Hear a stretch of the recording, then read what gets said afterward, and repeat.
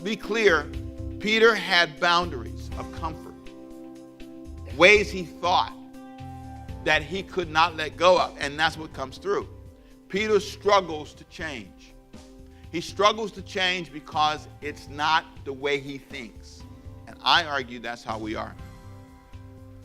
God sends Peter an upgrade notice, and Peter's struggling with it. The upgrade notice is, Peter, I want you to please stop calling this common and unclean. I want you to change your view of this. Now let me back up off this for a minute, and I want you to think with me for a minute. How many times has God challenged your viewpoint? How many times have you been willing to say, okay, I know how I feel about this. I even got some scriptural verses here, but maybe for a minute I can back up and think. Maybe for a minute, the way I'm running my family, the way I'm managing my life, the way I'm managing my attitude is really not healthy. Maybe the way I interact with people, the way I view men, the way I view women is not healthy. My viewpoint could be wrong. God challenges Peter to broaden his viewpoint. Rise, Peter, and kill and eat. Peter struggles with that. And what's interesting is he refuses to consider broadening his viewpoint. I have never done this, and I don't plan to. That's the moment where an incredible thing was about to be decided. He does this a second and third time with Peter.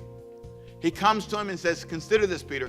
Please understand, one knock on the door didn't work. He had to knock again, had to knock again, had to knock again. Here's the question. What is God knocking on your door about today and says, listen, you have a dream, but that dream is not possible the way you think? Could it be your viewpoint is blocking you? Your cultural perspective is blocking you. God wants to do something different for you, but you say, I'm not college material. That's your viewpoint.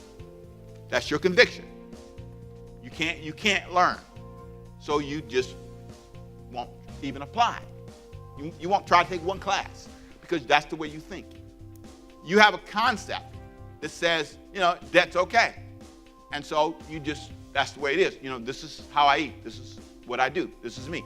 And all of that becomes a cultural viewpoint.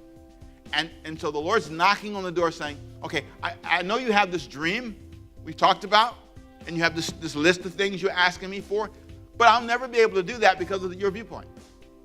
Until I can change this view, it won't work. Until you begin to believe it's different.